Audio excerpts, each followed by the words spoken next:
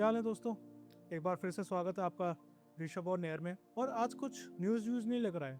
आज हम लेकर आए हैं जो हमने बचपन में पढ़ाई करी है, हमने जो हिस्ट्री पढ़ी है, हमारी हिस्ट्री के साथ कितनी बड़ी छेड़छाड़ हुई है, ये आज आपको मैं इसका सबूत दूंगा। पढ़ाया कुछ गया है, हकीकत कुछ और है, ऐसे कब तक चलेगा। तो एक्चुअल में हकीकत सबके सामने आनी चाहिए। जब मुझे इस बात का पता चला, इस रियलिटी का पता चला, तो मैंने सोचा आप लोगों को भी पता होना चाहिए, क्योंकि रॉन्ग इन्फॉर्मेशन अच्छी नहीं होती।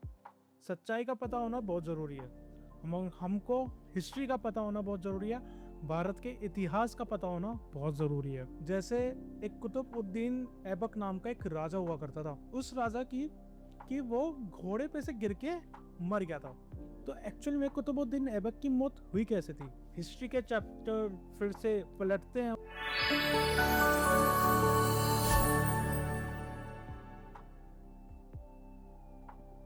तो सबसे पहली बात, जो कुतुबुद्दीन ऐबक था उसका जन्म हुआ था तुर्किस्तान, मिडल एशिया में। और कुतुबुद्दीन ऐबक को एक काजी ने खरीदा। उस काजी ने घुड़सवारी सिखाई, तीरंदाजी सिखाई और रण कौशल भी इसको सिखाया। मतलब इसको अच्छे से ट्रेन किया गया। और फिर कुछ टाइम बाद मोहम्मद गौरी आया और मोहम्मद गौरी ने काजी से कुतुबुद्दीन ऐबक को खरीद लिया। जब मोहम्मद गौरी ने देखा कि इसको तीरंदाजी आती है, घुड़सवारी आती है, इसकी एक्सपर्टीज क्या क्या है, उस एक्सपर्टीज को मद्देनजर रखते हुए मोहम्मद गौरी ने कुतुबुद्दीन ऐबक को सीधा सेनापति घोषित कर दिया। और फिर मोहम्मद गौरी ने निर्देश दिया, ऑर्डर दिया कि तुम भारत की ओर चढ़ाई करो। और फिर 1206 में मोहम्मद गौरी की हत्या होने के बाद कुतुबुद्दीन ऐबक लाहौर आता है। और वहां पर आने के बाद सेनापति से सीधा वजीर आलम बन जाता है। और वजीर आलम बनने के बाद इसने पूछ किया सीधा उदयपुर की ओर। उदयपुर पहुंचकर उदयपुर के राजा की हत्या करने के बाद उनके बेटे करण सिंह को अगवा किया। और साथ ही करण सिंह के साथ साथ उनका घोड़ा शुभ्रक को भी अपने कैद में लिया। और दोनों को लेके वो सीधा लाहौर वापस आता है। और लाहौर में एक बड़े विशेष कर का एक अलग सा गेम खेला जाता है। बकरा लेके बकरे की गर्दन काटने के बाद जो उसकी बॉडी होती है, उस बॉडी के साथ वहां पे पोलो खेला जाता था। जो सबसे ज्यादा गोल करेगा उस बकरे की गोट की बॉडी को, वो विजेता घोषित कर दिया जाता था। और करण सिंह उनको दंड देने के लिए, उनको सजा देने के लिए, सजा किस लिए, सजा इसलिए क्योंकि करण सिंह ने भागने की, जेल तोड़ के भागने की कोशिश करी थी और उसमें नाकामयाब हो गए और उनको बाद में पकड़ भी लिया गया था।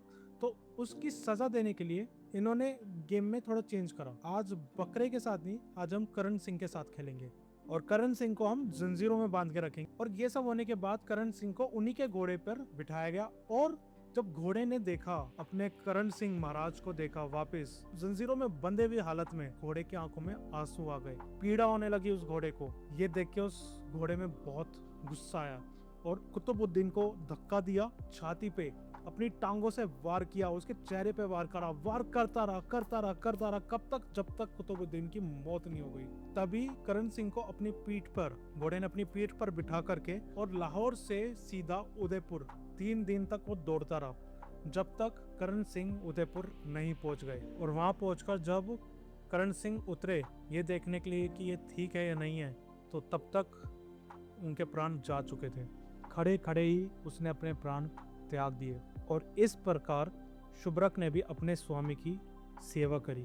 तो हमें तो भाई हिस्ट्री में पढ़ाया जाता है कि कुतुबुद्दीन नाम का एक राजा हुआ करता था, घोड़े पे सवार हुआ करता था, घोड़े पे से गिरकर जिसकी मौत हो गई। अजी पागल बना रहे हो? अजी नहीं, मौत नहीं हुई थी, मौत हुई थी, sorry, but it's not a natural death. Qutubuddin Aibak को मारा गया था। अरे खुद सोचो, एक ऐसा व्यक्ति जो 12 साल की उम्र में घोड़ों से डील करना सीख गया था, जो 12 साल की उम्र में ही अस्त्र शस्त्र चलाने लगा था, जो 12 साल की उम्र में ही अस्तबल में काम करने लगा था, वो इंसान घोड़े पे से कैसे गिर सकता है बैठे बैठे? लॉजिक है कोई इस बात की? नहीं अजी नहीं, उसको तो मारा गया है।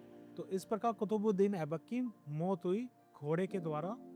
क्यों? क्योंकि वो घोड़ा अपने स्वामी करण सिंह के प्रति प्रॉपर सोल्ड आउट था। तो इसलिए ऐसे वॉरियर्स और ऐसे उनके घोड़े जो एक दूसरे के प्रति इतने अटैच्ड हैं, शत शत प्रणाम। तो इसलिए आज मैंने सोचा कि क्यों ना आज आपको हिस्ट्री के कुछ पन्ने ऐसे पलट के दिखाए जाएं।